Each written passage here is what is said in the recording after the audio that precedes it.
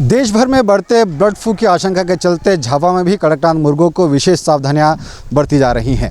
यहां पर इनके सुरक्षा के विशेष इंतजाम किए गए हैं। हालांकि साल भर ये पूरा पोल्ट्री फार्म है जो झाबुआ का, ये आइसोलेटेड रहता है और किसी भी भारी व्यक्ति को यहां पर जाने की अनुमति नहीं है। हमारे साथ में यहाँ के जो प्रभारी हैं डॉक्टर दिवाकर वो हैं, उनसे हम जानने की कोशिश करेंगे कि बर्ड फ्लू की आशंका के चलते यहाँ पर अब क्या विशेष इंतजाम किए गए हैं। सर, हम तो हमेशा ही सतर्क रहते हैं, किसी प्रकार की कोई परेशानी क्षेत्र में ना आए, और शुरू से ही हम लोग पक्षियों को आइसोलेट करके ही रखते हैं। साथ में उनको हर महीने इम्यूनोटॉनिक मेडिसिन है, विटामिन ए डी, अन्य आयरन टॉनिक्स वगैरह है, ये सब देते ही रहते हैं। और हमारे यहाँ क्षेत्र में जो भी पेरेंट पाले जाते हैं शुरू से वैक्सीनेशन फॉलो होता है, समय समय पर उनको वैक्सीन भी दी जाती है। फिर भी सुनने में आया कि बर्ड फ्लू के कुछ केस इंदौर और आसपास के कुछ ज़िलों में पाए गए हैं, लेकिन हमारे ज़िले में इस प्रकार की कोई मृत्यु दर अभी तक ना ही प्रवासी पक्षी और वाइल्ड पक्षी कोए और साथ में पोल्ट्री में सुनने को नहीं मिली है। और इस लिहाज से फिर भी हम सतर्कता बरत रहे हैं। हमारे यहाँ फिर भी डिसइंफेक्टेंट जो V904 है, विरकॉन मेडिसिन है, इसका स्प्रे वीकली 15 दिन में हम लोग करते ही थे।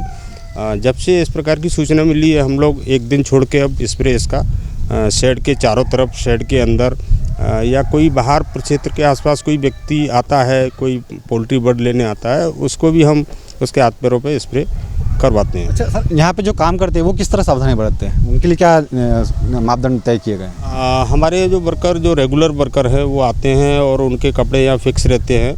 यहाँ उनके एक रूम है, उसमें उनके डेली रूटीन वाले कपड़े हैं, और वो जो कपड़े हैं उनके वो चेंज करते हुए यहाँ पोल्ट्री फार्म पे आते हैं। वो मास्क लगा के रखते हैं, सर पे भी कैप लगा के रखते हैं, और उनके ज़रिए कोई प्रॉब्लम ना हो इसके लिए हम उनको कोशिश करते हैं कि शेड के अंदर जब भी जाते हैं बाकायदा जूते चप्पलों को डिसइंफेक्टेंट करके अंदर जाते हुए प्रवेश करने की अनुमति देते हैं उनको।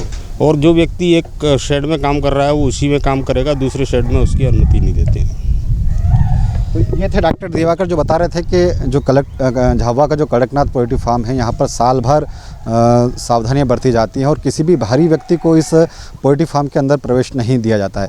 यहाँ पर जो लोग काम करते हैं वे लोग भी लगातार हेड मास्क और ग्लव्स पहन के रखते हैं, और अगर आप पोल्ट्री फार्म के अंदर जा रहे हैं तो एक चूने का टाट रखा जाता है, उस पर ही पाँव को साफ करने के बाद अंदर जाने की अनुमति होती है। अभी ये हो रहा है कि जो 15 दिन में जो इन्फेक्शन से बचाव के लिए जो स्प्रे किया जाता था वो हर 2 दिन के अंदर स्प्रे यहाँ पर किया जा रहा है, और विशेष सावधानी बरती जा रही है कि जो ब्लड फ्लू की आशंका जो देश भर में है वो झाबुआ के कड़कनाथ तक न पहुँचे। आपको पता होगा कि झाबुआ का कड़कनाथ एक प्रसिद्ध मुर्गे की प्रजाति है जो अपने विशेष रंग के और स्वाद के कारण पहचाना जाता है। इसका पूरा जो रंग होता है वो काला होता है, यहाँ तक कि इसका खून और मांस भी काला होता है, और इसमें काफ़ी सारे औषधि गुण पाए जाते हैं। तो इसी औषधि गुणों के कारण जो प्रसिद्ध कड़कनाथ है उसकी अब सुरक्षा, उसके लिए सावधानियां बढ़ा दी गई हैं, और ब्लड फ्लू की आशंका के चलते अब विशेष सुरक्षा इंतजाम कड़कनाथ के लिए भी किए। देश भर में बर्ड फ्लू की आशंका के चलते झाबुआ का विश्व प्रसिद्ध कड़कनाथ के लिए भी विशेष सावधानियां बरती जा रही हैं। हालांकि साल भर इन मुर्गों को आइसोलेट रखा जाता है, लेकिन इस आशंका के चलते अब कुछ विशेष सुरक्षा उपाय अपनाए जा रहे हैं। हमारे साथ में झाबुआ के कृषि विज्ञान केंद्र के कृषि वैज्ञानिक IS तोमर साहब हैं, उनसे हम जानेंगे कि कड़कनाथ के लिए इन दिनों क्या सुरक्षा इंतजाम किए जा रहे हैं। सर, ब्लड फ्लू की आशंका पूरे देश में है, कई राज्यों में फैल चुका है, एक आशंका बनी हुई। झाबुआ का कड़कनाथ के लिए कुछ विशेष उपाय? चूँकि ये एक बीमारी ऐसी है जो कि प्रतिवर्ष इसी समय पे जनवरी फरवरी के आसपास आती है, और एक रेगुलर वो बन गया है कि प्रतिवर्ष कुछ ना कुछ होता है।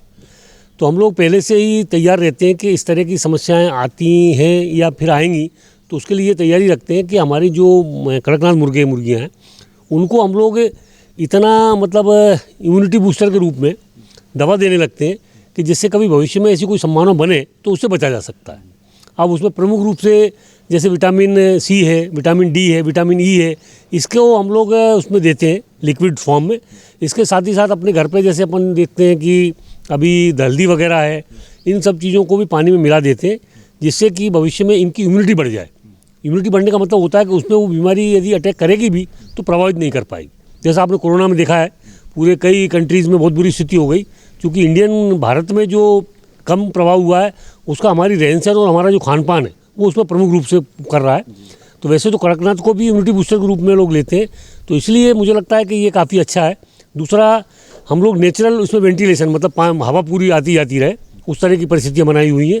तो इसलिए क्या हो रहा है कि इसमें अटैक कम होगा और हम लोगों ने यहाँ से मुर्गों को बाहर बेचना या बाहर से कभी अंदर लाना, इन सब चीज़ों को प्रतिबंधित कर दिया है।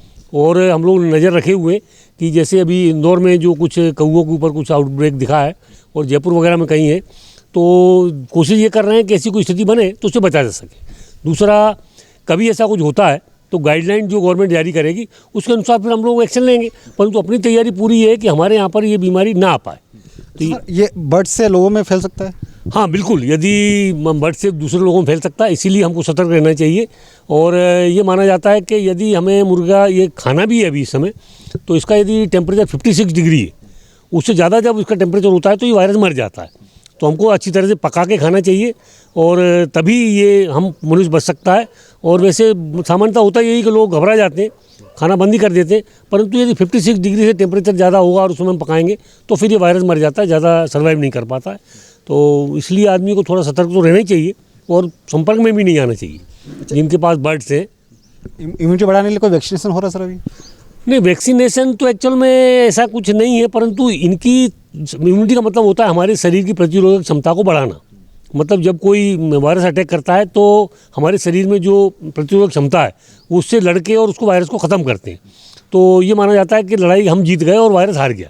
तो उसी तरह की स्थितियाँ इनके लिए की जा रही हैं कि इनको ये जो हम विटामिन दे रहे हैं वो इनकी शारीरिक शक्ति या मतलब जो अंदर से इम्यूनिटी पावर बढ़ जाएगा, तो यदि अटैक होगा भी तो उसको प्रभावशाली इनके ऊपर नहीं रहेगा।